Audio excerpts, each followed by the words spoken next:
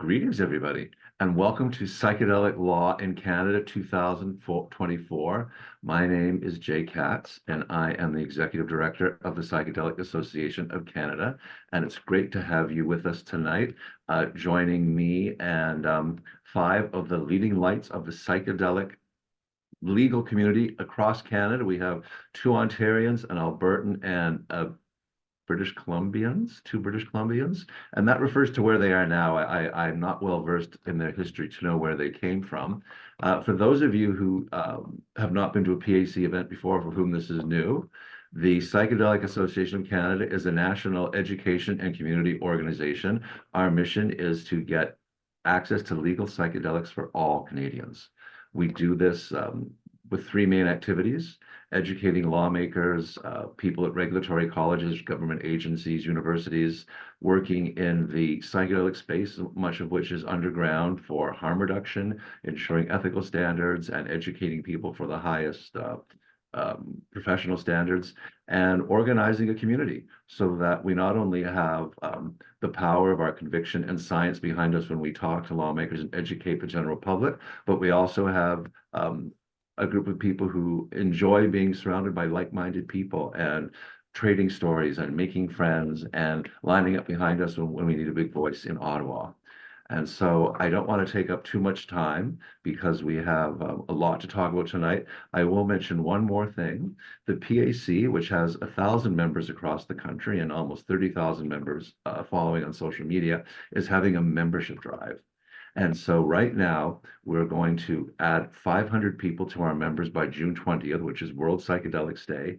And if you're a Psychedelic Association of Canada member, you not only contribute to all the work we're doing with your membership, but you get to attend events like this for free or other free membership events. The resources on our website, and meet great people in networking events, and you get to be part of the solution and the work in making these medicines available to all Canadians. And so be part of the great membership drive. I can put a link in the chat, and when you click on that link, it will allow you to become a PAC member, which no guarantees for me, but could very well transform your life. On that note, I'm going to let our power lawyers introduce themselves, because who can speak better about what they do than lawyers themselves? And the first on our panel to speak will be Jennifer Toby from Vancouver, British Columbia. Thanks, Jay. Now I have to get my... Great to see you all here today. I'm Jennifer Tobe, and I practice in the field of federal administrative law with Curlin Tobe, a national law office, an association of independent law corporations. I have a particular interest in Health Canada Office of Controlled Substances specialized applications, including Section 56 exemptions, the Special Access Program, licensing, permits, regulatory compliance, as well as the spiritual, religious, or ceremonial usage of psychedelics and the role of traditional medicines. My firm regularly makes applications to the Federal Court of Canada to seek judicial remedies. And my topic is mandamus, getting a decision from Health Canada. Please note that this talk is not to be construed as legal advice and is for general information purposes only. Finally, Jay wanted me to mention that I am on the PAC advisory board, and thank you, Jay. Thank you, Jennifer. And now, Rob, if you could tell us about you. Yes, good afternoon. My name is Robert Laurie. I'm coming to you from Nanaimo. I'm a fourth-generation British Columbian, and I'm the president and founder of LUCEM LAW CORPORATION. We work exclusively in the areas of cannabis and psychedelics, and I'll be sharing a bit more about the work that I'm doing involved in the area of Indigenous and charter access to ceremonial or plant medicines for food, social, and ceremonial purposes. Thank you. Thank you, Rob. And next among our esteemed lawyers with us tonight is Paul Lewin from Toronto, Ontario. Hi, I've been a criminal lawyer for the last 30 years. I practice with Lewin and Segura, as well as Cannabis and Psychedelics Law Group, LLP. I love bringing constitutional challenges, and I will be speaking about a constitutional challenge that I'm super pumped up about, freedom of thought, and which I hope will result in legalizing psilocybin. Thank you, Paul. And next from the sunny city of Calgary, Alberta, David Wood. Hello, my name is David Wood. I'm a lawyer and patent agent, and prior to beginning law school, I completed a PhD in biochemistry, which helps a lot when I'm talking with scientists. And I divide my time between Scigen. I'm wearing their pin. We're a contract manufacturer, and we have enough LSD in our vault to dose an entire city, and that's LSD right there. Thank you, Rudy from the Maps booth in Wonderland. But I really take this seriously. All joking aside, it's really important that we have a better approach to these substances than outright prohibition. And through my efforts with Therasil and otherwise, I'm really happy to be a part of that course correction. Really looking forward to the talk tonight. Thank you, David. And next from Toronto is Mark Goldgrub. And Mark will actually go right into his talk after his introduction. So let me just say one brief thing. Because we have so much to talk about tonight, we're going to save the questions for after all five lawyers have spoken. But please use the Q&A function on the Zoom and write your questions there, and we'll get to them afterwards. And Mark, the screen is yours. Yes, the screen is mine. Okay, I'm not muted or anything. Good. Everything looking good? Everything looked like it should? Okay, I'll get going then. So every year, you're going to hear a little intro in a second, but every year I put out a State of Canadian Psychedelic Law report. This year, of course, the cover of the report looked like this. And I'm just going to, in my little presentation, I'm going to review some of the subjects of that report, which were the more notable events that happened this year in and around Canadian psychedelic law. And then in the rest of this webinar, I'm sure we're going to explore a lot of them and maybe some others even. So as Jennifer mentioned, we're all going to give you a lot of these disclaimers. The presentation, mine, everybody else's, just for educational purposes. It's not be construed as legal, investing, or any other kind of professional advice. And before purchasing, selling, consuming, cultivating, or otherwise engaging in any way with any psychedelic substance or narcotic, please check the applicable laws of your jurisdiction, which are subject to change. So I'm Mark Goldgrub. I'm a lawyer at Green Economy Law Professional Corporation, a boutique Toronto-based law firm. We specialize in work with green businesses and nonprofits, psychedelic businesses, nonprofits, practitioners, and we also do housing-related legal work. I am licensed to practice law in Ontario and New York. You can learn more about my work, my firm, and a website we also run, psychedeliclaw.ca, at these websites. And you can email me if necessary at mg@greeneconomylaw.com. So today we're going to talk about illegal dispensaries, the drugstore, the psychedelic sector's come down over the last year, psychedelic litigation, and the Senate report. Those are, I think, the 5 kind of big news items of 2024 in our world. So psychedelic dispensaries, the illegal dispensaries. Let's just do a quick overview of the legality of psychedelics in Canada, because if there's one thing psychedelic lawyers know, it's that people are very confused about the legality of various psychedelic substances in Canada. What is legal? Basically, cannabis and ketamine are regulated. Ketamine's even still a controlled substance, but it can be accessed, it seems, relatively easily through regulated channels. Cannabis, you all know about. What's illegal? All these things are illegal. Mescaline has a little asterisk because peyote is specifically exempted. That's a bit of a weird situation. But psilocybin is illegal. Psilocybin is illegal everywhere in Canada. Psilocybin is illegal in British Columbia and Vancouver. Maybe you saw a headline saying this city voted to decriminalize. Well, they voted. It doesn't mean that it actually happened in terms of jurisdiction. But yes, everywhere in Canada, psilocybin, LSD, DMT, these are illegal. MDMA is decriminalized actually in BC, up to 2.5 grams possession. But it's technically still illegal. What's complicated? Ibogaine, 5-MeO DMT, peyote. I'm not going to get into it. You can always go to psychedeliclaw.ca, and we have pages on those substances and how they're treated under Canadian law.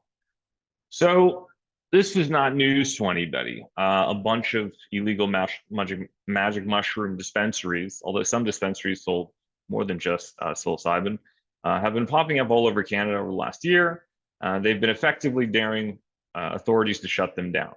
Everybody asks me, how can you explain it? I thought this was illegal. Is it illegal? How could these stores be operating? It's a very simple answer. They're breaking the law. They're breaking the law, and they're saying, if you don't like it, shut us down. And in some cases, authorities do. In some cases, they don't. This was, you know, I stopped. I've been I got a email from a copyright troll, so I'm a little more careful of the images I'm using these days. These are all from DALL-E. So this is not an accurate image. In case you thought that you maybe missed the story, the image is not real, but there were crashes in, there were trucks that drove, the store looked different, but the truck looked the same. There were trucks that actually drove into Shroomy storefronts in Barrie and Toronto. I still don't know the full story behind what happened, but the rumors on the street were that there was a turf war between different mushroom stores. In my view, you know, I think a lot of people's view was, okay, if you're already daring authorities to shut you down, starting to drive trucks into the stores might give them a little more motivation to take action on these stores and shut them down. So it was not a good development. But admittedly, there hasn't been a truck in a store in a little while now. Hopefully it stays that way. So this was an interesting story also. And Paul Lewin was connected to the story. I hope we'll talk about it. There was this guy in Vancouver named Jerry Martin, and he opened a drugstore called The Drugstore. I think it was more kind of like on wheels kind of thing. And he was selling heroin, meth, cocaine, and MDMA out in the open to the public. And he said he was doing this basically on compassionate grounds, that people needed safe supply, and if the government wasn't going to give people safe supply, he was going to do so. Also interesting, all these substances are decriminalized for possession in BC. Now, Mr. Martin was arrested within 24 hours by Vancouver police. I thought this was really interesting. We talked about this a little bit in the report, that psilocybin is being sold all over the place, and there's the Coca Leaf Cafe, which is selling LSD and peyote and DMT, things that are explicitly illegal and not decriminalized in, well, peyote is a different situation, but DMT, LSD, and psilocybin are not decriminalized in BC, whereas all the stuff Jerry Martin was selling was decriminalized. But the police in Vancouver found it way more pressing to respond to Mr. Martin than to stores selling psychedelics. So Mr. Martin said he was going to challenge the legal prohibition. He was going to start a constitutional challenge based on his arrest. He said he wanted to get arrested. Unfortunately, that does not look like it's going to happen, because he died in July 2023 of a suspected overdose. So what does this seem to tell us? It tells us that, at least in Vancouver, and I think this is probably true for most of Canada, that law enforcement authorities are using what's called prosecutorial discretion, and they're focusing on some things and not focusing on other things. And they seem to be focusing on hard drugs and not on psychedelics. As I've been talking about this with other legal professionals, they're operating by means of a silent psychedelic exceptionalism policy. So in the public markets back in 2020, 2021, those were good years for the stock market. They were good years for psychedelic stocks. Since then, it has not been so good. 2023 was a very tough year for the psychedelic industry, especially the public psychedelic companies. Two of Canada's most prominent public psychedelic companies faced major setbacks. Field Trip Health sought creditor protection, kind of in the realm of bankruptcy. I don't believe it exists anymore. And Numinous, another big Canadian psychedelic company, publicly traded, they closed several labs and clinics, but they are still operating and they are still on the public markets, per my understanding. Synthesis Institute, this was a Dutch company, but they were a prominent retreat provider and they also provided facilitated trading. They went bankrupt. This was a big deal in the psychedelic world. Of course, some of their training assets were purchased by a Canadian company, which I'm sure Jay knows about. Psychedelic stocks just generally dropped across the board. It was just not a good time for anybody trying to start or run a big psychedelic company, especially a publicly traded one. Now, since then, things have turned around a little bit, very little bit. There's been some interesting movements in the markets, but it's still, we're not even close to where we were back in the glory days of, let's say, 2021. Psychedelic litigation. There's a lot of interesting news around this year. Let's look at 3 cases. Toth versus Canada. This is the only case that's been decided so far. 96 healthcare professionals and Therasil, I do believe Therasil was a party of this case. They sought to overturn Health Canada's denial of Section 56 exemptions for psilocybin training. There were facilitators who wanted training and they had to, with the actual substances, they needed Section 56 exemptions for them. Health Canada denied them. They said, how can we provide people, especially those dealing with things like near-death anxiety, with proper services if we can't train with the substance themselves? They lost that case. The judge found that there wasn't enough evidence to suggest that they needed experiential training. I wish maybe Nick Pope's in the audience and he's saying, how crazy is this? But yeah, they plan to appeal. And so we'll see what happens with that. In July 2022, with Therasil's support, several patients sued the federal government for individualized access to psilocybin-assisted therapy. So that was not last year. That was already almost 2 years ago. That case is still ongoing. I asked Nick Pope, when does he think it's going to be decided? He said, it's going to be a while. So there's not really anything new to report on that, but that case is still going on. Here's another case that Paul's probably going to talk about. The people behind fungi. You'll see if you actually look here that it's the specific people, not fungi as the company. They were charged with sale and basically a bunch of contraventions of the Controlled Drugs and Substances Act in relation to psilocybin. And in response, Paul Lewin, it's my understanding, filed a notice of constitutional question saying that the charges should be, or the prohibition should be unconstitutional on freedom of thought grounds. I'll leave it there. I'm sure Paul's going to talk about it. It is an interesting way to approach this. And then there was the Senate report. This is what the Senate report looked like. It was called The Time Is Now, Granting Equitable Access to Psychedelic Assisted Therapies. It recognized psychedelic therapy's potential to treat PTSD and other mental health problems afflicting Canadian veterans. If I'm going to sum it up to you in basically one sentence, I would say that the report said, hey, let's start doing our own tests with these things now. Let's start doing our own clinical trials. Let's not wait for the US and UK to do them, and then we have to replicate them. Let's just get started with this because our veterans need treatment, they need help, they need all the help they can get. And we see that there's enough here to investigate. So we should be proactive about it. And proactive was a word that they specifically used in the report about how the Veterans Affairs Canada should be approaching the subject matter. It's also interesting, this was the first publication by any part of Canada's government clearly advocating for medical psychedelics use. So that's a nice achievement.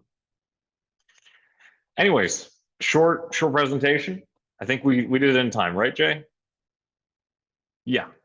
If you want to go deeper into everything, you can find our full State of Canadian Psychedelic Law report at psychedeliclaw.ca/annual report, and you'll also be able to find our previous reports there. If you have any questions or comments, there will be a Q&A at the end of this webinar, but you can also email me at info@greeneconomylaw.com. And that's my presentation. Thank you very much. Thank you, Mark. Mark mentioned Synthesis being absorbed by a Canadian company. For the sake of transparency and disclosure, that company is retreatguru.com, whose founder and CEO is Cameron Vainos, who's the board chair of the Psychedelic Association Board of Directors. Thank you, Mark, for a great overview of what has happened the past year in psychedelics in Canada, the main stories, and we can use that as a foundation to turn to some of our experts from around the country who've been involved in the space for many, many years and can take a deeper dive into some other aspects of psychedelic law. And the first of those is coming to us from Vancouver tonight, Jennifer Tobe. Thank you, Jennifer. Thanks, Jay. And thanks, Mark, for the excellent review. So, mandamus, what it is, what it does, and what it doesn't do. Well, mandamus is an order by a court to make a decision.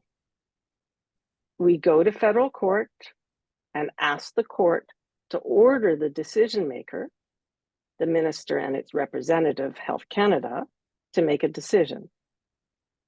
Mandamus does not require the decision maker to, the mandamus does not require the decision to be a positive decision or a negative decision. Mandamus just requires the decision maker to make a decision. Mandamus is a court order to force the decision maker to make a decision. The decision can be positive or negative, a refusal letter, but there needs to be a decision. So, are we wasting our money and time going to federal court if Health Canada can just issue a negative decision? The reality is, mandamus is for those who can afford the business risk of a mandamus case, or those who wish to bring enough mandamus cases to the court to possibly cause a change in government policy, create more transparency to the application and decision-making process, so we all know a little bit more, and to ensure further scrutiny of the application and decision-making process. When do we go to court to seek mandamus? By way of example, let's look at Section 56 of the Controlled Drugs and Substances Act, and in particular, the subsection 56(1) exemption. This is a ministerial exemption. The minister may exempt a person, class of persons, a controlled substance, a precursor, from the application of the Controlled Drugs and Substances Act or the regulations, if in the opinion of the minister, the exemption is necessary for a medical or scientific purpose or is otherwise in the public interest. Here's the problem. There are no processing standards for Section 56 exemption applications in the law. That means there is no limit in time for Section 56 applications. Is it a week, a month, a year, 3 years? The court will decide what is reasonable. A reasonable amount of time for the Section 56 process. What is reasonable? What is reasonable is what is a reasonable amount of time for a subsection 56(1) exemption application will depend on the individual case. The court will want to answer questions such as, why is the subsection 56(1) exemption needed in this case? Is someone suffering? What does the government say is the reason for the delay? And can they prove it? Does the applicant know why there is a delay? Has everything been provided to the decision maker so that they can make a decision? Is the applicant responsible for any of this delay? Has the applicant presented the evidence they need in the application? The answer to these questions will be different in each and every case. If the court orders Health Canada to make a decision through a mandamus application and the decision is positive, then the goal is accomplished. If Health Canada provides a refusal letter, a negative decision, we would need to apply to federal court for a judicial review and not an appeal. What is the difference between a judicial review and an appeal case? In most cases, it is very difficult to overturn a government decision with the judicial review process, mainly because this process is a judicial review process and not an appeal. In an appeal, it is enough for the judge to disagree with the decision. But in judicial review, even if the judge disagrees with the decision, that is not enough to overturn the decision. There needs to be an error of law, and that is difficult to do. The decision, the refusal, will likely stand if the decision maker's decision is justified. Justified means explaining why and how the decision maker came to the decision. If the decision is basically connecting the dots by engaging with the evidence and provides a reasonable analysis, the decision will stand and the judicial review case will likely not succeed. There is a very important general rule when it comes to judicial review. Only the evidence that was before the decision maker can be used in the judicial review process. With very limited exceptions, no new evidence can be tendered. Our investment in time should be during the Section 56 exemption application process before the refusal, with evidence that shows medical or scientific purpose or it is otherwise in the public interest. If a charter challenge is anticipated, all evidence needed should be included. In the event of a refusal, a new subsection 56(1) exemption application with new evidence can be presented, but not in federal court in a judicial review. So you need to invest before a refusal letter, not after. You need to prepare the subsection 56(1) exemption application in anticipation of a refusal and load your case with the evidence you need in order to improve your chances in case of a refusal. You can present the evidence when you apply for the subsection 56(1) exemption, or you can submit supplementary evidence during the subsection 56(1) exemption application process prior to a refusal. We need to plan the whole process from application to judicial review. Thank you for your time. Please feel free to ask questions or email me. Thank you, Jennifer.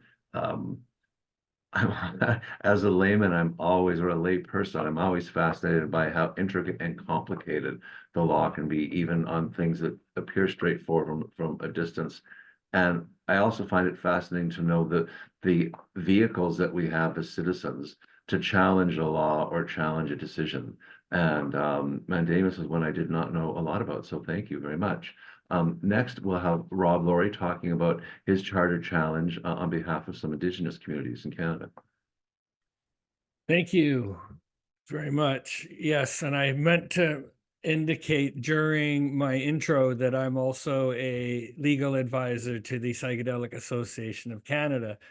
And as Jay indicated, yes, I am currently involved with an Indigenous charter challenge. It's at the very early stages, and the context for which we find the case involves a Indigenous individual with permission of his band and council and regional and provincial Indigenous leadership in 2020 opened a dispensary off reserve in downtown Vernon while seeking to utilize the benefit of the United Nations Declaration of Rights of Indigenous Peoples, which is a UN declaration which the federal government implemented into law through the UNDRIP Act, and BC at present, unless anything has changed in the last few weeks, is the only province who has implemented UNDRIP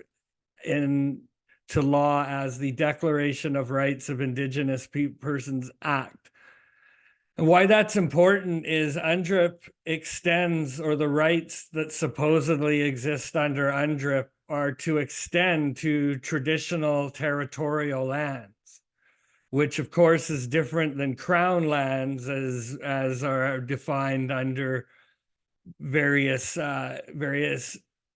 legislation, including the Indian Act. And well, why the client opened his dispensary in downtown Vernon is because downtown Vernon is traditional territory by definition of his band and their constitution and historical records. At the end of the day, why this is important is it involves a provincial branch of government seeking to, what they say, apply laws of general effect on Indigenous land concerning a commodity, which in particular, this happens to be cannabis, but the client was and is in the process of making other medicines, including psilocybin, mushrooms, and fungi available, again, under a public health harm reduction risk model.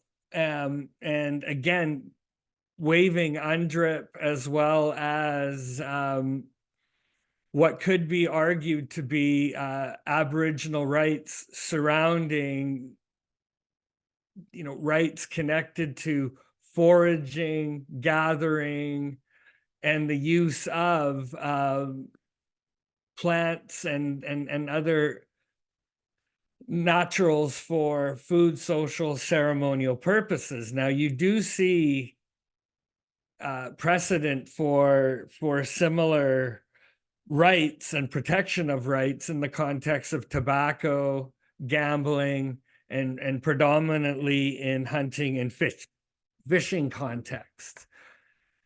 Really, what does the client hope to achieve with all of this legislation or this attempt? Well, they're hoping to at least force the government to do something, because as it comes to implementing UNDRIP into law, the contention of my clients and Indigenous leadership is there's a lot of lip service given to this. So by forcing the court or forcing the government to look at the issue through a judicial review, which Jennifer touched on, which again is the process which the statute dealing with the provincial law and issue is the procedure that has to be exhausted.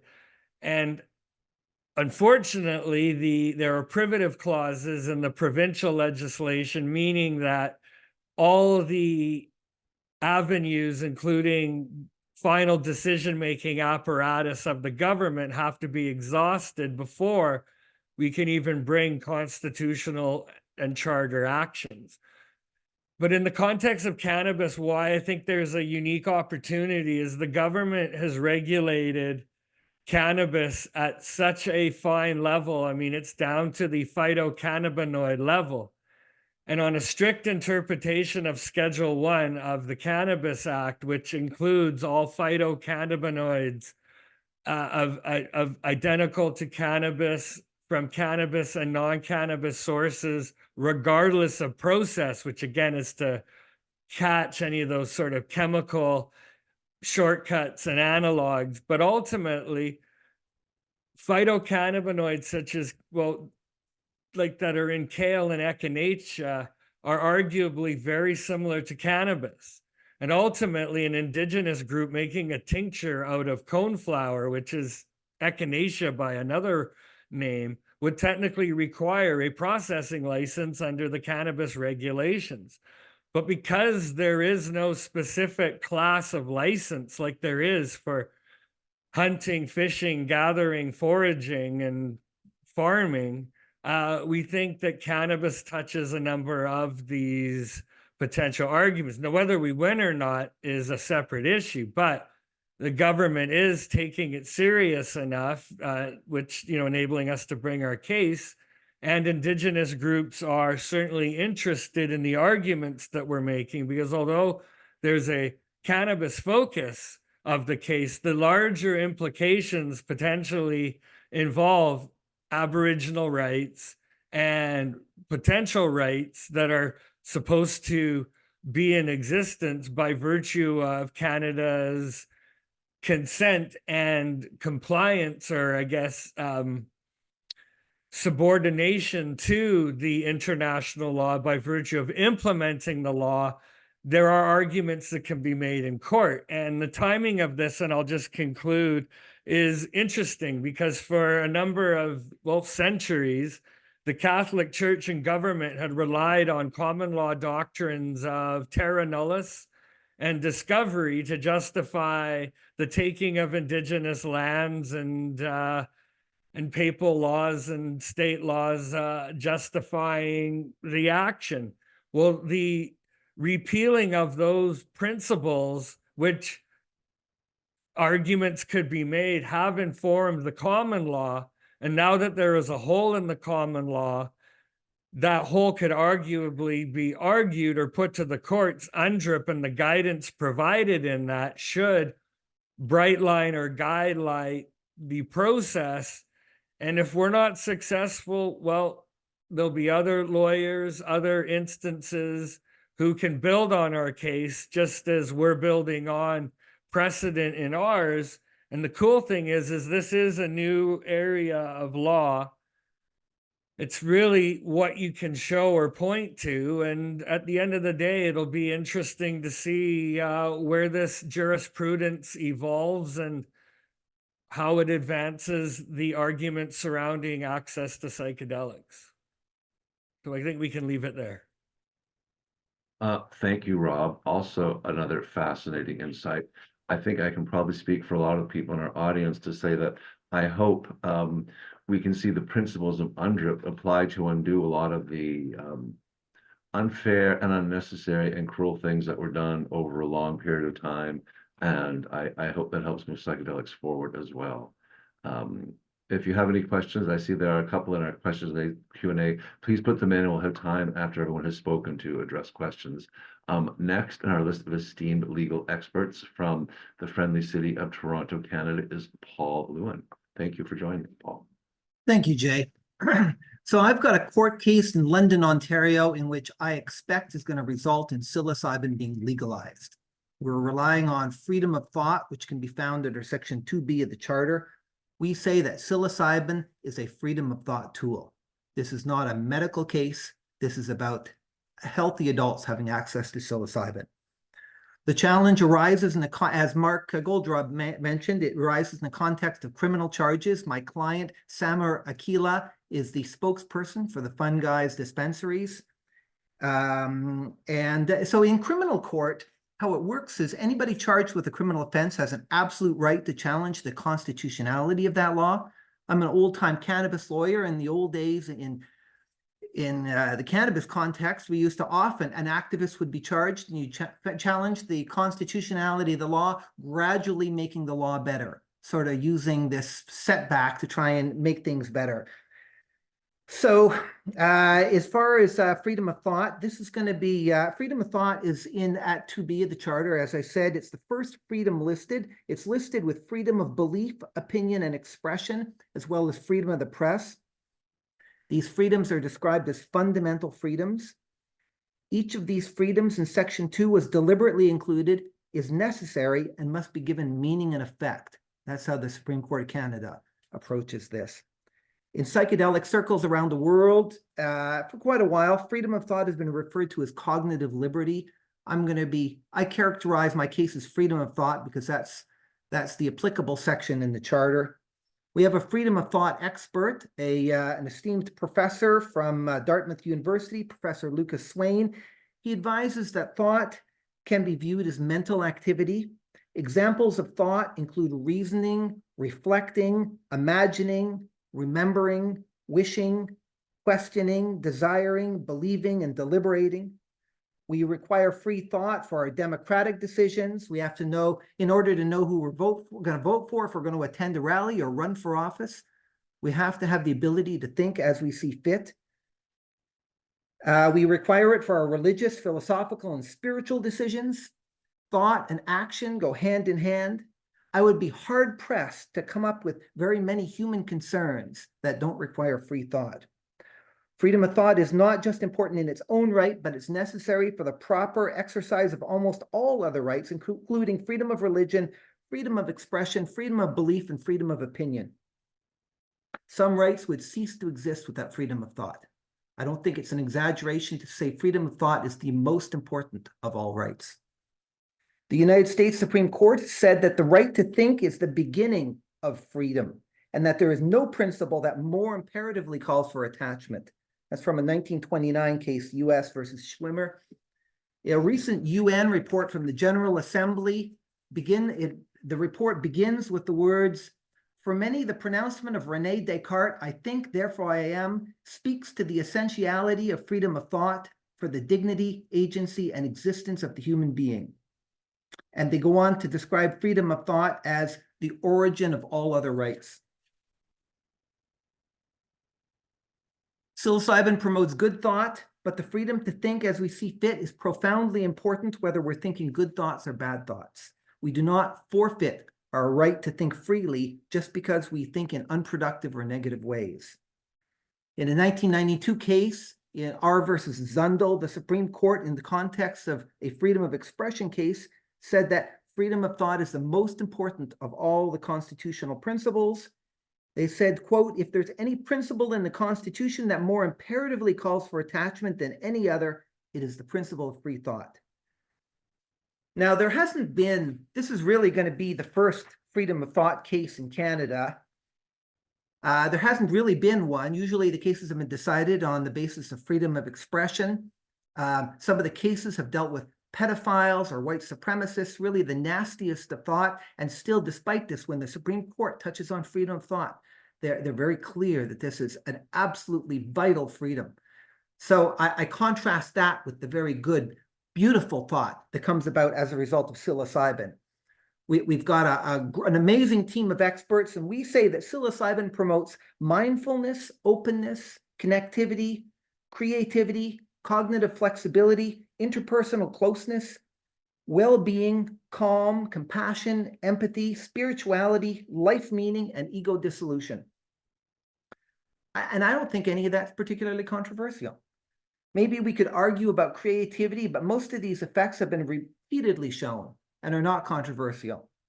Studies have found that many people view a psilocybin experience as among the most personally meaningful and spiritually significant event of their entire lives. And I have had the good fortune of speaking with a number of civilian witnesses, many civilian witnesses, who have offered to come forward. And I've heard these powerful stories about people talking about the great meaning that these experiences have had in their lives. Further, what people say they experience is consistent with the neuroplasticity that researchers say is taking place within the brain. Further, this is consistent with what our long ago ancestors and many indigenous peoples have found. I'm not saying these effects will happen every single time one uses psilocybin. I'm saying that it's reasonable for a person to believe they could experience some of these beneficial effects. I expect the government lawyers are going to fight us on this, and they will lose. The real big fight is going to be on Section 1 of the Charter. Section 1 of the Charter permits the government to save unconstitutional laws if the law's unconstitutional effects are proportionate to the law's objectives, Or put another way, does the law impair freedom of thought rights as little as possible? Now, I expect, and there have been a couple of cases that went to the Supreme Court of Canada in which some terrible things happened on psilocybin. It happens in very rare instances in which there's a very bad outcome, and I'm sure they're going to comb the earth for the very worst stories to tell the judge about. But does that mean that nobody can access psilocybin? Does that mean we're dead in the water on this case? It certainly doesn't. And it doesn't mean that people can't use psilocybin safely. And that's really the fatal flaw in their Section 1 argument. It is safe if there is a proper set and setting, if the user is screened, and if the psilocybin use is supervised. Is all of that necessary, including the supervision? And I'm sure there's probably some people hearing this who are cringing. Supervised use. Is it all necessary? I don't think so. Our experts can duke it out, but there is absolutely no doubt whatsoever that it can be used safely under the right circumstances. And so any law that criminally prohibits all non-medical psilocybin use does not impair the freedom of thought right as little as possible. They will fail. Now, what's it going to look like if we're successful? Well, just because it's legal does not mean there's no rules around usage. Legalized access would be subject to reasonable limits. It would be regulated. How it works in court, when you challenge a law, the court strikes down the law, but it's the government's role. The court does not create laws. They send it back to the legislature and they craft the law in accordance with the decision and the evidence that was given. So the government will decide what that first iteration of legal psilocybin looks like. I should note that we are in the Ontario Court of Justice. That means that if we're successful, there will be findings that the law is unconstitutional, but no declaration that applies beyond the case. This means that if we're successful, the government could choose not to appeal and not change the laws. They could just ignore the ruling. I assume the government wants their laws to be constitutional. If they ignored the ruling, then there would be chaos around psilocybin laws. People would rightfully say that the law has been found to be of no force and effect in a court case. Others would use these arguments to defeat their charges. It would be as if there was no law. I assume the government wants clarity with respect to their laws. In the event that we win and the government does nothing, then this confusion would continue for a while. But believe me, if we win, in the near future, psilocybin will be legal. I should also note that freedom of thought is recognized in over 100 national constitutions around the world. This case will lead to psilocybin being legalized in other countries. And that will be a good thing. Aside from all the good things that psilocybin does, criminalizing drugs is a terrible idea. Criminalizing drugs creates black markets, unknown products, and no rules around consumption. It empowers organized crime. If you want psychedelics used in a responsible manner, then stop criminalizing them and regulate them. The drug war has been a debacle, and we're going to help put it to bed. This case, in addition to legalizing psilocybin in Canada, will not stop there. This will be the first step in legalizing all psychedelics. This will be the beginning of a revolution. Thank you. And thank you, Paul. I think it's fascinating to learn how the law provides us routes to make these medicines legal, not just in stressing their efficacy to treat mental illness, but in relying on Indigenous rights or the rights that we all have, freedom of thought. So it's fascinating to see how many different ways there are to show that the current laws are not suitable to the circumstances. And so thank you, Paul. The next and final of our legal experts is coming from sunny Calgary, Alberta, David Wood.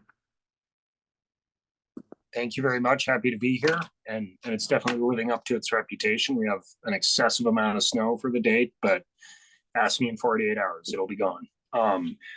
I really enjoyed listening to everyone. And I mean, it was great to have a general opening from Mark and then the procedural details and then Paul's, frankly inspiring reference to cognitive. I do call it cognitive liberty. I can't break that habit that quickly, but that I agree. I couldn't agree more. And I really, the drug war has been a debacle. I've heard former Supreme Court justices say that in public presentations, and it's true. And I also am really happy about the idea that the correct amount of psychedelics for most people is not zero. That's kind of a conclusion I've come to talking to many, many different people about this topic. And when you criminalize behavior, if the behavior is reasonable, you're necessarily creating division. You're necessarily confusing people. And as Paul, at least the way I read it, alluded to, by kind of saying all drugs are bad, you really mislead people, because I'll defer to Alexander Shulgin, because I'm sure he knew, because he said there's no such thing as a safe drug, and I agree, there isn't. But there are certainly matters of degree, and when you combine fentanyl and LSD and methamphetamine and psilocybin and MDMA all in the same group, you're going to confuse people, because those have extremely different risk profiles. And as Paul pointed out, you also have different risk profiles based on common contaminants. I mean, that's the whole premise of the exemption in British Columbia, because some people are confused that MDMA, cocaine, methamphetamine, and all opiates have an exemption, but not psilocybin. Well, that's because there isn't commonly fentanyl on psilocybin. And I'm old, I'm in my 40s, and things were much simpler in the 90s. No one was worried about fentanyl. And I really, I have children of my own now. And when I talk to them about choices to make, fentanyl is a big part of that. And I'm happy to see that being stressed in the schools. But I do have a kind of a arc I want to follow here briefly with my 8 minutes left. But we will see prescription MDMA in the United States this year. Knock on wood. That's barring unusual circumstances. If everything goes as it should, that will happen. So I'm not saying that's a given, but more people are betting for than against at this point, a lot more. And that's significant. That's going to create a prescription drug that can be accessed by anyone with the right qualifications. And by anyone, I mean a physician. And this is where I appreciate I'm talking to an audience with a lot of different perspectives here. I also like to think of wedges. I mean, we've had medical cannabis in Canada since 2001, and we've had cannabis for all adults since 2018. So that, I believe, was a step in the correct direction. And regardless of what happens next, and that's what I'm going to end my discussion with, what it'll start with is MDMA. That's a prescription drug. As Mark mentioned in his presentation, we have the veteran VAC basically telling, like Veterans Affairs Canada, telling the government that psychedelics should be a priority. They should be, and I believe MDMA will be a big part of that, because there's a ton of evidence that it's efficacious for PTSD and that it's safe. I mean, it will become a prescription drug in the States. I'll just say that one more time, barring unusual circumstances.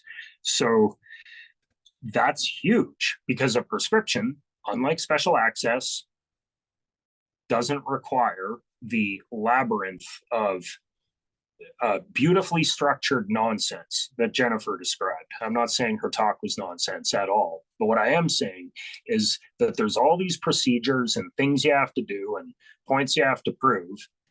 And stepping back, and I know I saw Janice in the audience, she might agree with this, one of the plaintiffs in one of those cases Mark described, it's frustrating to have a physician say, I believe my patient will benefit from this restricted drug that people use under completely irresponsible circumstances daily by the thousands, and nothing bad happens, or barely anything bad happens. Yet I'm going to have to justify to you, bureaucrat, all respect, but that is what the audience is, a bureaucrat, that I, a physician, made the right call here. at a time when, as a physician, you're probably risking your license by asking for it, right? What happens to your license if it goes wrong? So it's just frustrating for me that we have to go through all the points Jen was describing and that Mark alluded to in his talk. And it's great that once MDMA is a prescription drug, at least for that one, it won't be necessary. There's a lot of people, and I'm one of them, who believe that at least psilocybin could be accessed like medical cannabis. And I won't pitch it or get into it, but it could be. Ask TheraSil. I wrote the regulations with them. They're basically the cannabis regulations, but made appropriate for psilocybin. And also would be stacked on a dealer's license so that it's UN compliant. What we propose would actually require 0 changes to any act of parliament. And that reminds me, actually, I too am on the legal advisory board for PAC, and none of this is legal advice, not even close. And also, I'll clarify, because it just lets me introduce a concept. When I said Cygen is in possession of all that LSD, well, I disagree with Mark semantically. I don't think any drugs are illegal. I think drugs are controlled substances because our LSD and our MDMA and our psilocybin and our DMT, no laws are being broken. We're in possession of those compounds because we either received them or made them under our dealer's license. But again, it is semantics, and I'm not diminishing the suffering that prohibition causes, right? I don't want to diminish the severity of the fact that from a colloquial perspective, drugs are illegal. But, speaking to an audience that's really invested in what I hope is clear communication on the outside, and again, no slight to Mark at all, but I really like to think of drugs as controlled substances, much like a rocket launcher or a tank or an M60 or any other super cool equipment that I really like reading about. This stuff's only prohibited if the wrong person's in possession of it. Unfortunately, with psychedelics, perhaps fortunately with some of the latter things I listed, that person can't be anybody, right? In Canada, not really, not unless you're a physician. So as Mark pointed out, those stores are contributing to CDSA and subject to a constitutional right to do so. Ask Paul, what they're doing is illegal. And even if what Paul says passes, I very much doubt and hope we can't just sell this stuff, because much like cannabis, it makes sense to kind of know what's in the box. So I'm very happy that MDMA is becoming regulated, is going to be a prescription drug in the States. I'm sure it'll follow in Canada very quickly. Once a drug's approved in the US, from a regulatory perspective, it's easy to get it approved here, easy. And to 2 questions that were in the question box that I'll speak to right now. When will some of these drugs be available? Well, when they're approved. Like, that's just it. When will we be able to manufacture and sell them under a dealer's license? When someone does what Lycos, formerly MAPS Public Benefit Corp, is finishing up. You have to do the work, prove it, and invest hundreds and hundreds of millions of dollars, unless there's a different way, which takes me a different way that I'll caveat does not involve relying on constitutional rights and contravening legislation like the CDSA, Controlled Drugs and Substances Act. So in terms of what's next, I'm very interested to watch this, because in addition to a pile of more prescription drugs, like, we will see psilocybin will be next. I predict the third one will either be a deuterated version of dimethyltryptamine or it'll be LSD. Then we'll get a bunch of prodrugs, and we're going to see a lot of psychedelic drugs be considered for commercialization. And that gets into a topic I don't have time for on this, but how it could go beyond that, like how you could have a system that effectively regulates all psychedelics after Paul kicks the door down with his case law. And that's where I'll just wrap up with is, as Rob and Paul both talked about, they're working towards other use cases for these compounds that make sense culturally. And when I say culturally, I mean Canada, including Indigenous groups in the borders of Canada. I'm not making any comment on ceded territory there, but you know what I mean, on the geographical piece of land above the States. So I think it makes sense that if we can use this psychedelics outside of a prescription drug context, it absolutely makes sense they'd have some sort of cultural role with some groups, and that they would have a religious role, as Jen advocates for with her clients. And then hopefully, and this is me personal opinion, hopefully they have a role accessed responsibly. And I like the pilot's license analysis, or metaphor rather. I've heard that expressed by Mark Hayden. I've heard other people express, I'm not sure where it came from, but the pilot's license idea is beautiful. And I think it does make sense that these things would at some point be available to people. And I hope it's not only for medical purposes, although it will absolutely start there, and it will absolutely start with pharmaceuticals. I mean, it effectively already is. Nothing accessed through the special access program is anything but a pharmaceutical. That's what it all is. I mean, Cygen's psilocybin was the first compound accessed through that system as a restricted drug. And our psilocybin's never been inside a mushroom. So it'll start there, and I'm really interested to see where else it goes. I'll end with that. Thank you very much for listening. I learned a lot, and you know, it's great to be part of a good group. Thank you. Thank you, David, and thank you, Jennifer, Mark, Rob, and Paul.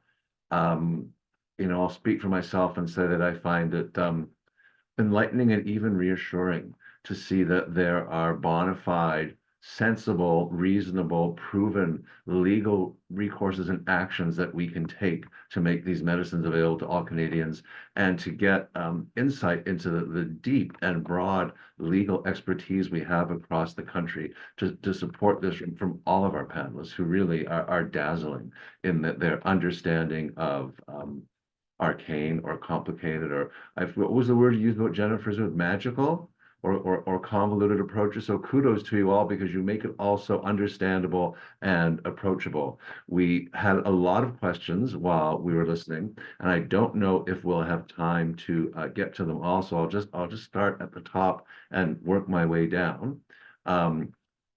If these are directed to a certain lawyer, I'll mention that, but most of them aren't. So whoever would like to answer, please jump in. The first one says, I would love to hear more about Canada's, and particularly BC's, policies and perhaps future developments around safe consumption sites, social consumption sites, and safe supply. Anybody want to jump on that one? I can jump in there. Yes, you're seeing instances of various providers that are, in the context of at least MDMA, you are seeing some groups pushing the barriers with safe consumption. I was involved in a capacity with a group trying to do that very thing, and the way we looked at it legally was, well, in the context of British Columbia, the actus reus of the offense of possession has effectively been decriminalized by virtue of a Section 56 exemption, which the group in question wasn't importing, exporting, synthesizing, trafficking, possessing. In fact, the MDMA was being sourced by the participant. The safe consumption, however, involved screening, pre, during, and post-integration support, as well as some counseling services, and a part of it also involved the testing of the supply. And at the end of the day, this group, which again, armed with best practice and experience from both the practitioner side as well as a MD side of the equation, you know, again, decided to push the limits on this. And ultimately, a review of the case law, I think, was, well, favorable. It didn't say specifically like go out and do this, but it involved a instance of where the judge in sentencing said, I have yet to have anyone appear before me carrying out this work for humanitarian or, larger purposes. And so at the end of the day, given that it's, on top of an existing exemption, the argument at the end of the day would be if law enforcement did get involved, again, depending on the circumstances, would effectively follow the jurisprudence, which, going back to the Bedford case, would look effectively at this as a harm reduction strategy. And I don't think it would be an instance in British Columbia, like after a conversation with a prosecutor, would they really want to approve these charges when considering, the charge approval criteria in BC and who's involved, what's involved, and the fact too that, really, is anyone making a profit doing any of this, which I think, again, the optics of how you go about these things versus just the act itself really will determine how the authorities may consider proceeding. But at the end of the day, you say too much to persons in authority, that may also not work in your favor. So it's a balance. Thank you, Rob. Next question.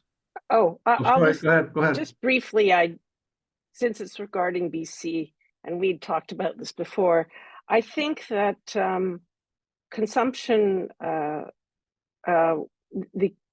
case that with regards to upholding the pause on laws restricting public drug use in British Columbia, the Supreme Court and the Court of Appeal have both upheld a pause on the that law that the province of BC had intended to come into law. And I think as this case winds through, the final laws that come forward, I think will have a dramatic effect in BC, as well as it may have an effect on other provinces as to how the use of drugs in public spaces may occur. And I'm waiting to see where it goes. So that is my comment about British Columbia. And it's very interesting that the court has actually consistently held in favor of the advocates for drug users, even though the municipalities are up in arms and stressed about public use and would like a balanced solution. Clearly, the current legislation is not what is desired. Thanks. I didn't mean to laugh off mute. I'll just add one quick thing there. What British Columbia did was it removed, as I love how Rob put it, the actus reus for possession. Anyone who has a license to practice, say, psychology or any kind of healthcare pursuit, like any professional who's considering leveraging, this is definitely not legal advice, but anyone who has a license that can be taken away from them and they're considering integration or supervision or anything like that, just whatever you want to call it, doesn't matter. If you're thinking of somehow connecting that to your practice, talk to a lawyer, then talk to two others. Just make sure. Talk to your college, tell them exactly what you're doing, tell them when you're doing it, tell them where you're doing it. And if you're worried about saying that to your college, just stare at that license you have and ask yourself, what would my life be like if I didn't have this anymore? Because there's a huge difference between you don't get criminal charges for possession, and it's okay to use this with people that you're involved with professionally. Now, I'm not sure if that's what Rob meant, and I'm not suggesting it is, but a bunch of people have brought that up with me. And the answer is always the same. A, I'm not called in BC. Second, go talk to your college and be completely transparent with them. Great advice. Thank you. That's right. There are gradients to legality. Not advice, not advice. Oh, sorry. Great. Love moving thought. Thank you. It moves into lots of other considerations. Definitely not advice, or instructions, or even suggestions. The next question is, what is the state of ease to do research with psychedelics? How hard is it to get approval?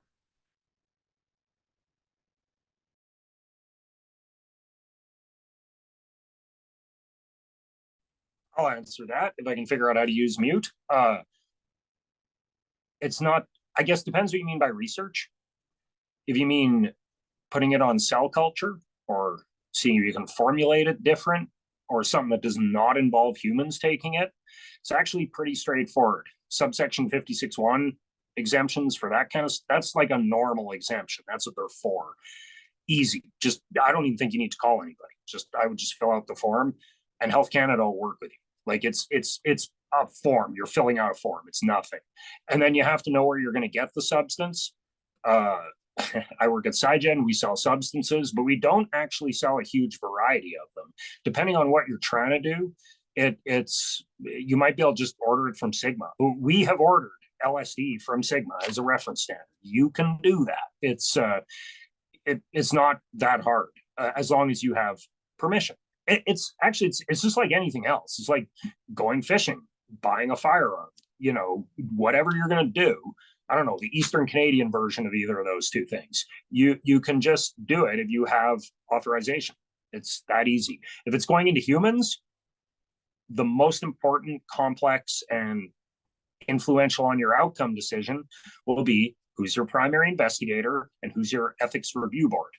Pick those carefully because that's who you really need to convince. Once they're on board in a credible way, and you get your clinical trial set up, because that's what it is, then Health Canada is probably going to be the easiest step, in my opinion, based on my experience.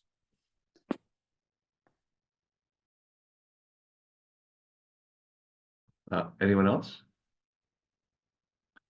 To the next question, could you briefly elaborate on Indigenous rights as they extend to ceremonial medicines such as peyote? Although there's all ceremonial medicines, and then you could answer specifically with peyote. Anybody like to take a stab at that?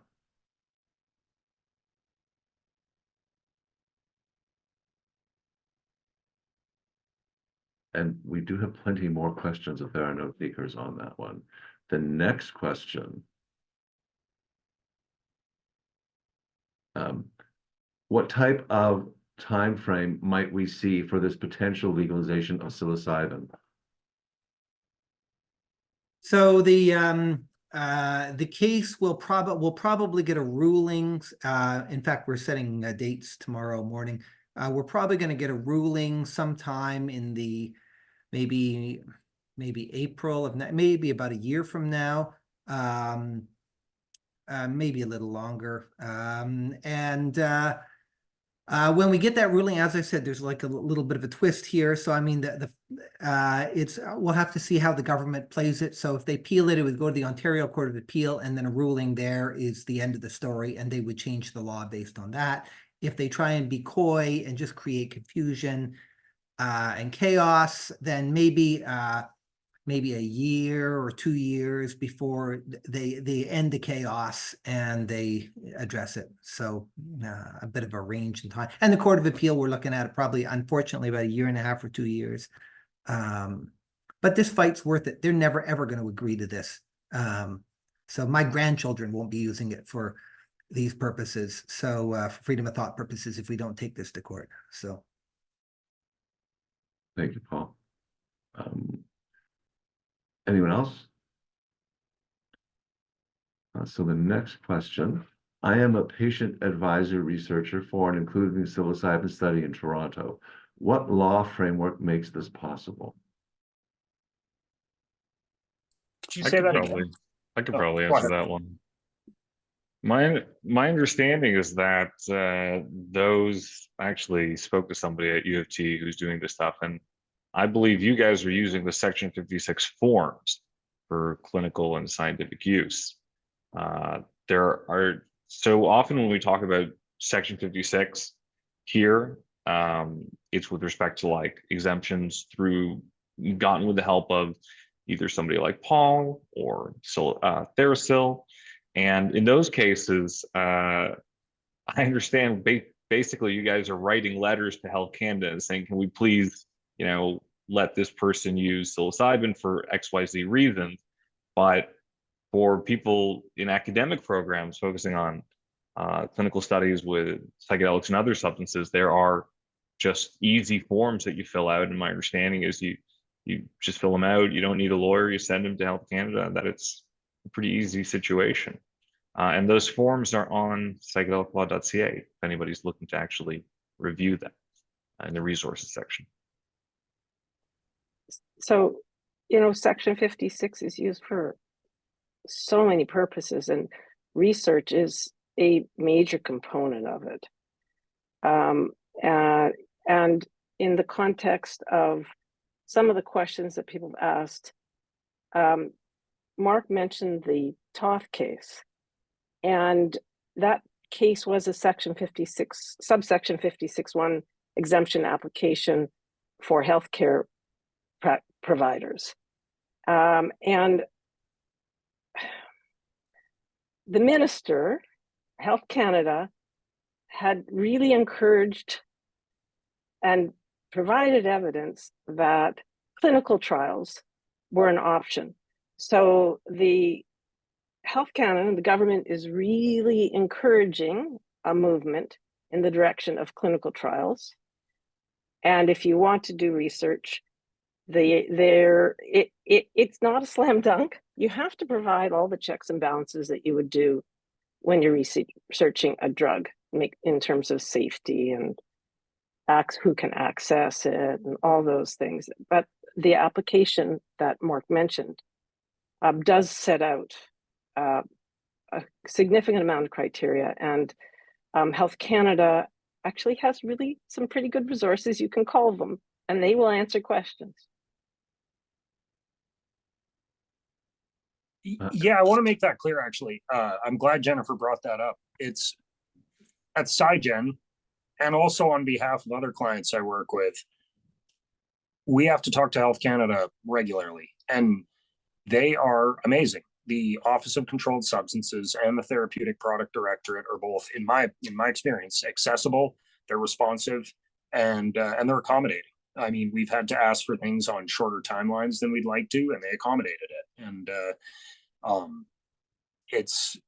they're wonderful to work with. And I say this because I've heard some people express the contrary, and while I'm sure that's their experience, I don't want there to be this idea that Canada's regulator is difficult to work with. They're not at all. And that's also true on the cannabis side, by the way, particularly when the manner in which you're communicating with them is effective, and where you're not asking for things that are just never going to happen from that regulator, right? It's kind of knowing the limit for the person you're talking to is so critical. Thank you, David. Anyone else? And so the next question, we are starting a psychedelic assisted psychotherapy practice in cooperation with a family practice clinic. We are located in Newfoundland. We will be offering ketamine assisted psychotherapy for psychotherapeutic use. Can you suggest some legal resources that might help us fulfill our legal requirements for ourselves, our business, and our prospective patients?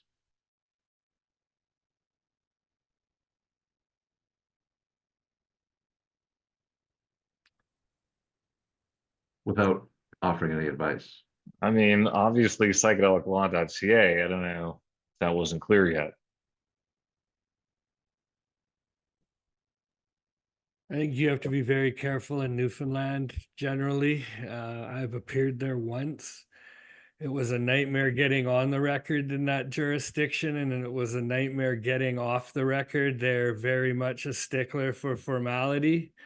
So I presume their approach to psychedelics as a province would be very different than what would be the case in some of the other more liberal provinces. So I think, you have to be very careful to understand, I think, just generally what is the appetite and the tolerance of the RCMP and the local RCMP. I mean, if you're talking about St. John, Newfoundland, might be very different than Harbor Grace, for example. So again, I think, again, if this is a conversation that your group is having in conjunction with law enforcement and local authorities as a harm reduction strategy, again, adhering to David's advice about, well, what's your college going to say at the end of the day? Again, I think it boils down to two words, even when dealing with your college, show me where it says I can't do that, or where what I'm doing is beyond or outside the scope of my professional responsibility to the client. I mean, these are all thorny issues. There is no silver bullet answer in these type of scenarios. The best advice I can give you, though, is to read up on as much as you can, speak to a handful of lawyers, actually pay lawyers for some legal advice, because you get what you pay for at the end of the day when it comes to advice in these areas. And I think it's very important to get a couple hours of some really good solid legal advice, as opposed to some cautionary pro bono to the wind. But I do admire your bravery, and I certainly respect that you do have a desire to go out and try to improve your community and lead by example. Just remember that if you put yourself into harm's way, you're no good to yourself, you're no good to your family, and ultimately you're no good to your community. So I think you really have to be careful to look before you leap, and that's all I'll say on that at this time. Yeah, and Anyone? if I understand correctly, this individual wants to work in their medical practice with ketamine, right? And then maybe with psilocybin, or did I misunderstand? I think it's with ketamine. I don't think they mentioned this. The question now disappeared, but I think it's oh wait, I can't get it back. Ketamine was my understanding. Let me see if I can get it back. Yes, they want to know resources they can to fulfill their legal Right. requirements for themselves, their business, and their prospective patients. Ketamine only. Other clinics that are using ketamine, right? I mean, it's Newfoundland. What's the population there? Like 80,000 people? Like, I would, if there isn't one, then, I mean, you can find me on LinkedIn. I'll happily connect you with practitioners in Atlantic Canada. I would start there personally. I definitely talk to a lawyer. I mean, that would be good. I'm not going to say don't, but you'll reality check it in a meaningful way from someone who is doing it currently and isn't acting like it's a secret they need to keep from everybody. Like that, those practitioners do exist, but most of the physicians I've spoken with who work with ketamine would probably be willing to talk to you. And I'm just saying Newfoundland if possible, but there might not be anyone like that there. I honestly don't know, but there certainly are in Atlantic Canada. And I would just kind of start with a friend or a college. And or check mark. I mean, he endorsed his website. I'm sure he has something on there about that. But I would, besides the legal input, I would definitely talk to your fellow practitioners, because they're going to have a type of practicality in their advice that you cannot take like to the home plate and call it a day with that and that alone. But it's not a terrible starting point. And I mean, if you talk to someone on this call, I'm sure you'd get pretty centered, grounded advice. Assuming any of us were called in Newfoundland. I'm not. I'm not. But it's possible you'll end up talking to a practitioner there who doesn't know a ton about the specifics around ketamine in that province. And you might end up kind of giving them some leads on where to start, right? That's not impossible. Like, as a lawyer, I've been approached by subject matter experts like physicians and been given some documents from their college that definitely make my bill lower, or let me focus more of the budget on more creative aspects of the advice rather than me getting up to speed. So I'd start there. I mean, I'd even take a run at ChatGPT, see what it says, and then don't believe everything.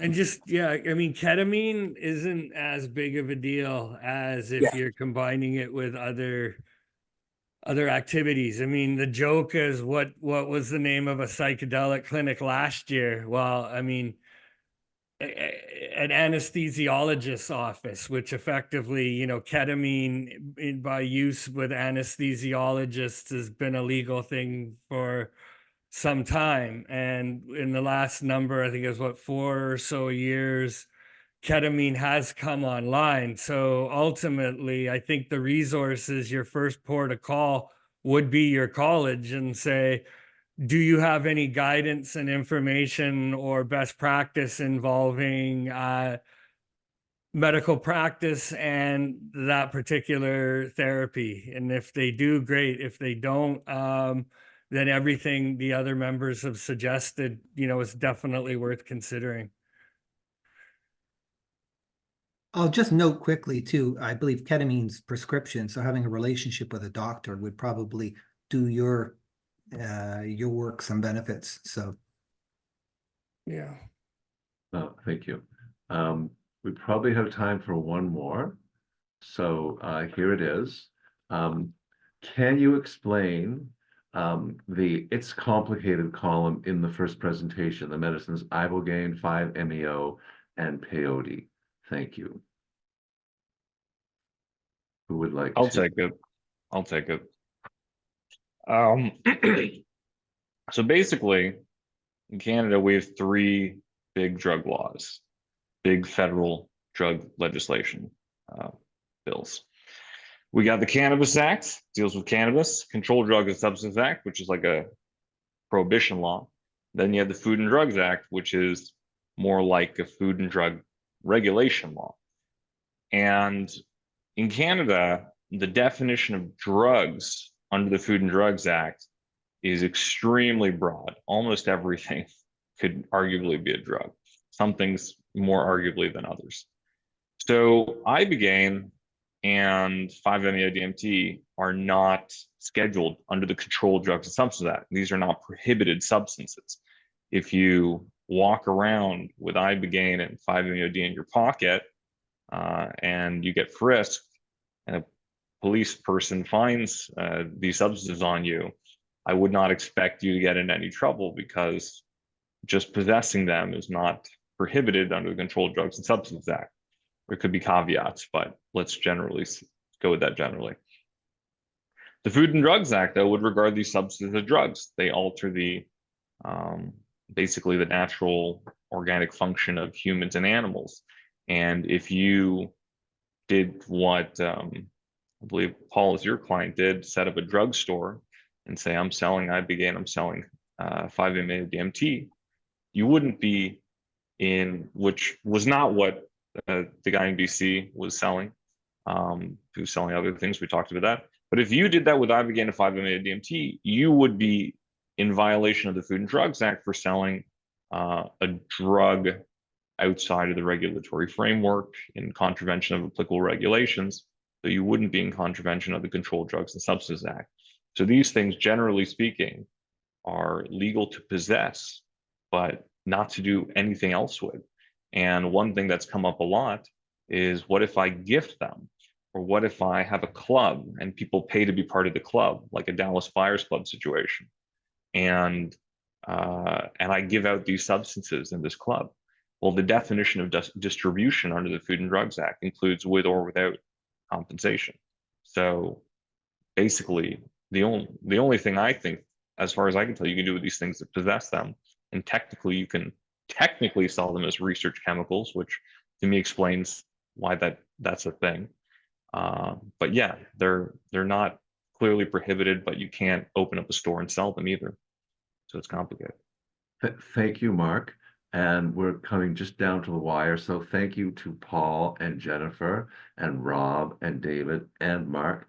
It's always illuminating to hear the experts talk about our laws.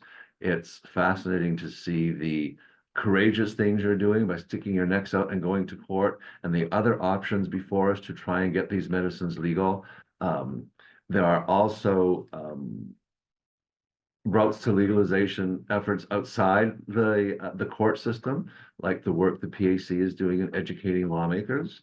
And so you can be a part of that work of teaching our lawmakers what they need to know to make these medicines available.